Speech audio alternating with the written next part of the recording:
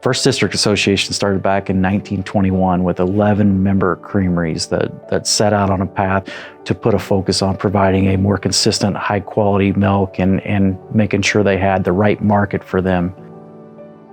Back at that time, John Brandt was a dairy farmer in Forest City, and he was also involved with the Litchfield butter plant at the time. It was Litchfield Co-op Creamery.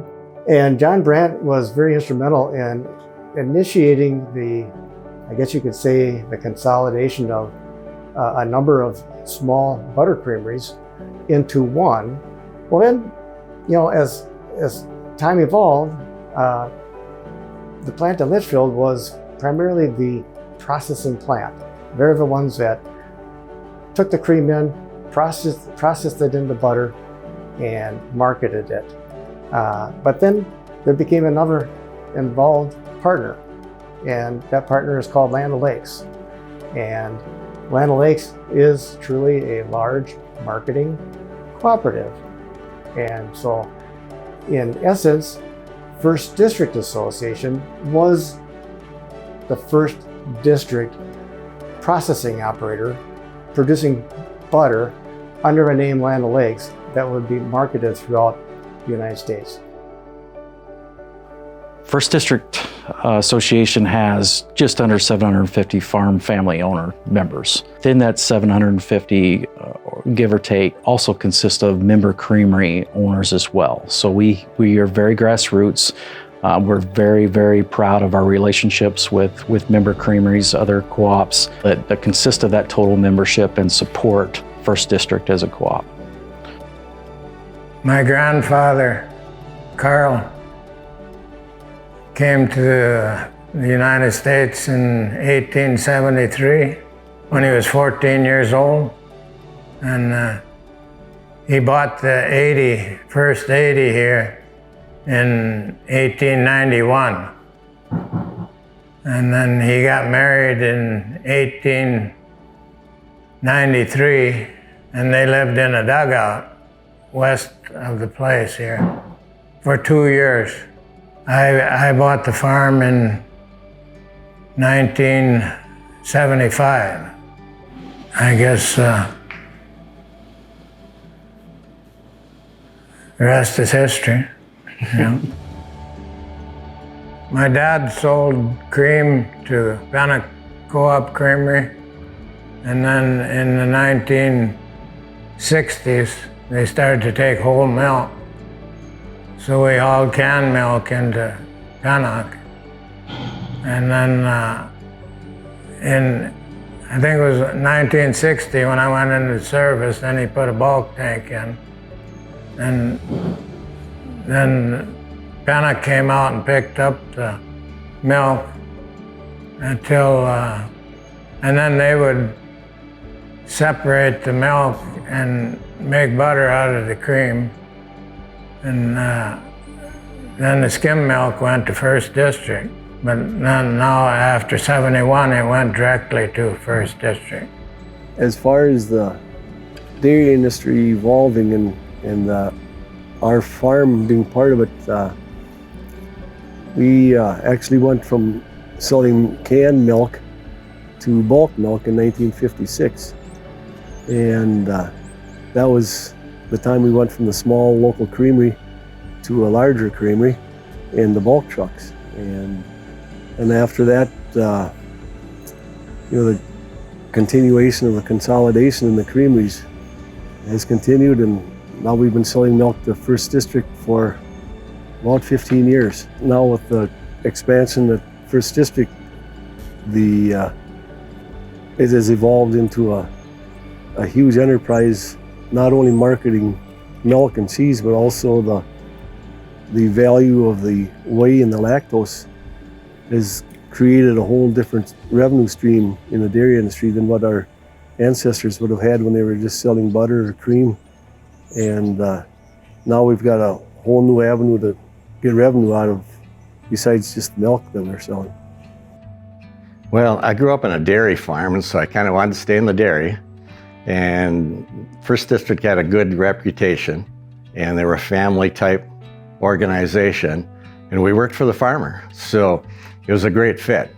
I started in the cheese plant right out of high school in 1975. And then I moved to the lab after 10 years of being at First District. And we did a little bit of everything in the lab at that time because we were small.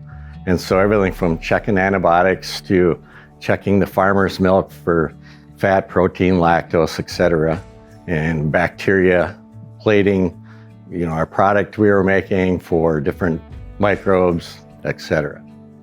Well, first off, when I first started, First District was processing about 1.8 million pounds of milk a day. And we had a laboratory that was insufficient for actually testing all that milk that was coming in. And we were going to end up spending probably $1 million to repair that laboratory to get it to where it needed to be to meet all the safety guidelines. And we got thinking about it as management staff, and we decided that this doesn't make a lot of sense. Let's look at a facility that we could build that would meet the needs of the future for decades to come. And so we invested the money in building a state-of-the-art university-type laboratory, which is one of the nicest laboratories I've ever seen in any dairy facility throughout the entire country. Most of the stuff when we checked for on the cheese, we were doing the Majonier test, which was a slow couple-hour test by the time we got the fat and such. And as far as bacteria, it was a 20 or 48-hour test with the plates, and had to pour and make the agar to do that. And now with the Bactoscan, we can do it in less than 15 minutes. We can get a bacteria out, and the fat, and it was just a matter of minutes. We can get a test on the Bentley, which tests for many components: the fat, protein, lactose, solids, added water, MUN test. It does all that. Back in '75, I believe it was, they made the decision to go from butter and non-fat powder production, switch to cheese making here. So that's when the cheese production actually started at site.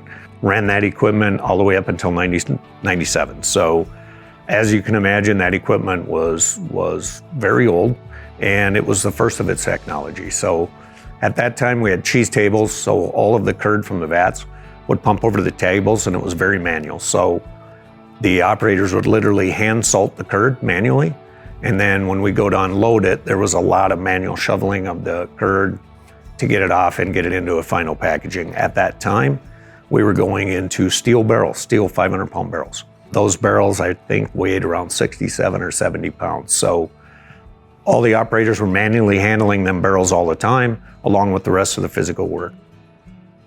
The beauty is that I see is we had a phenomenal staff that had a vision that supported my vision, and we had a board of directors that had a vision. And I recall one conversation I had with a director who said, "Clint, you don't think big enough." And I guess I kind of thought about that, and I kind of thought, well, maybe he's right. And so we tried to look at not being shy about where we are today and where we want to be down the road. I always knew that First District was very forward-thinking, and looking back through that history, it's amazing to me how many times that First District has been on the forefront of that technology and on the forefront of taking, a Minnesota-based company, regional company, and having the leadership to continue to push that forward. That's exciting to me to see that we have a place to ship our milk that continues to invest and continues to grow. The efficiency of the new plant is going to be second to none. I think we can make cheese as efficiently as anybody in the United States at this time. And also the addition of making the blocks is going to give us a big competitive edge in the marketplace, with not only having barrels for sale, but also having the blocks for sale. And I guess the other technologies that we have brought into the plant with the new lactose and new whey drying plants definitely improves our market. Our membership, we're seeing multiple paths of newer technology and improvements on farms, just upgrades through technology to gain efficiency. Within our membership, we have several robotic farms, different types of robots. We have farms with carousel. We have farms with the standard robots that will do approximately 60 cows per robot, and they'll have multiple ones depending on their size. We are seeing a lot of our members invest in sustainability. We have farms with windmill farms. We have farms that are really involved in what it takes to have digesters and moving forward. We have current farms that do have that. Really, the investment is pretty neat on how they're progressing and taking advantage of that technology with the industry. As far as I know, I look back and the farm has been in continuous under the Wagner name since 1887. And Justin's kids would be the 6th generation to be on this farm. Yeah, like we have an office now. It's basically a data mine, you know. All the information comes in from the cows. We have basically like a Fitbit on every cow. All the information comes to the programs. We monitor the fertility, the rumination, nutrition that way. And then other programs, we monitor their daily milk. You know, we can monitor in real time how much the parlor is producing at any given time. And that all comes together in our other programs. We can, you know, how much cows produce, if they need any to be looked at. You know, if there's something wrong with her, you can see her before she looks sick. You know, you can just stay ahead of your cows so that you can keep them as healthy as possible. Well, the thing with the parlor now that it's all robotic is you kind of take the human factor out of it, as far as you're getting more consistency. So no matter who's milking, who's on the shift that day, the cow is still getting milk consistently the same every day. It also, you know, we get our daily milk weights, and it gives the computer aspect of it, as far as reports you can get from the robot, allow you to know what's going on with the cows a little more.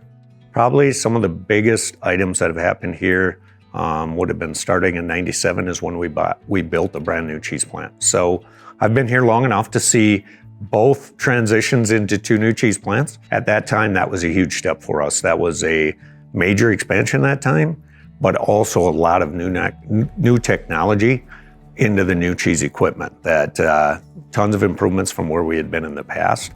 That was definitely a milestone for us. We got into that cheese plant, we got running the end of '97 into '98, and then ultimately we did an expansion up to about 2.5 million pounds at that time. And then it was just a migration through the rest of the plant to get the rest of the plant capable to handle more product as well. So over the next probably 5 years, we expanded the whey side, we expanded the HTST sides, everything on the milk side, and ultimately got to 3 million pounds a day, then 3.5.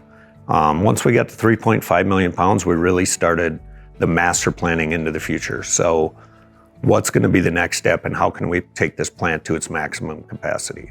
Once we got to started those discussions, a lot more folks come into the mix. So the city infrastructure, natural gas infrastructure, wastewater. So not only were we planning our expansion, but we also had to get them convinced to expand along with us and to match that timeline. So really the last 10 or 12 years has really been that landscape of how do we get all the different infrastructures and the facility up to today's 7.5 million pounds. In addition to the farm program and also our pledge to the Innovation Center for U.S. Dairy on Environmental Stewardship, our members have a strong focus on the future and a long-term sustainable market for our members and further generations. And they also understand that with that means the consumer needs to definitely be heard and be listened to. And our members have always strived and put a priority on the environmental and the land. They have a saying that you can ask each one of them that says, we want to leave it better than we found it. We truly love our animals. We want to take care of the environment. We want to take care of the future. Yeah, we want to leave. I mean, obviously we can't be successful as a business if we don't take care of our land, our animals, and one of the main things we want to do is have something better to hand to the next generation. Currently, our operation today, we're bringing in about 7.5 million pounds of milk a day, about 140 to 150 tankers of milk per day. That is all getting processed into cheddar cheese, whether it's 40-pound blocks or 500-pound barrels. We're producing about roughly 810,000 pounds of cheese per day. We're up somewhere around 137, 140,000 pounds of WPC a day and about 148 or 150,000 pounds of lactose per day. We have a brand new 8-bay unloading facility. If we would happen to have 8 trucks in the bay at any given time, we can pump approximately 3,200 gallons a minute of milk off the trucks if need be. Currently, we are in 10 of the largest cheese vats in the world that are made, 85,000 pound vats. Due to our concentration level, we're putting about 3 truckloads or 150,000 pounds of milk equivalent into each cheese vat. We added a new cheese belt, largest one ever built in the world. This system was designed to produce 40,500 pounds an hour of cheese actually. We're filling a 500-pound barrel in about 43 seconds. On the 40-pound block line, we have about 15, close to 16 blocks a minute coming off the line. Once we get over to the dryers, Plant 4, new facility in 2017, we started building it. 2018, we started it up. At that time, it had a brand new WPC dryer. That WPC dryer is designed to do 34 all the way up to 80% protein, has agglomeration capabilities. Again, the entire facility is designed for infant formula grade. So all the way from the structure, the infrastructure, the equipment, the process, all the way through. But ultimately with the new design, our intent is that we will be able to have all of our product on site and in our control all the way up until it ships to the customer. So from the operation standpoint, it's just, we're really fortunate here at First District in that our producers are very proud of this stuff and they acknowledge the fact that we can't cut corners if we want to be the best. And they've allowed us to build the facilities right and build the infrastructure right to have a very robust system when it's done. Throughout the years, I've sat in many of city council meetings, church council meetings, and throughout, but ultimately it took everybody to work together in order to achieve what we have. As the community has grown, we've got more manufacturing and more businesses in town. First District has been a role player in that. When you take First District, what they do as used with our wastewater plant, our electricity, they have their own water because they have their own well. I like their forward thinking. You know, they're always striving to make changes and move into the next level. They've guided us, the directors and the past CEOs, and I think they've done a wonderful job. Even to stay in town and be able to expand within a town and still have good neighbors with the town. I mean, they've done a lot over the years, and you know, they've changed their waste systems and all that, and they're really good neighbors. And I think they deserve a lot of credit, and Litchfield deserves a lot of credit for keeping them there and working with them. I think it's a really great combination.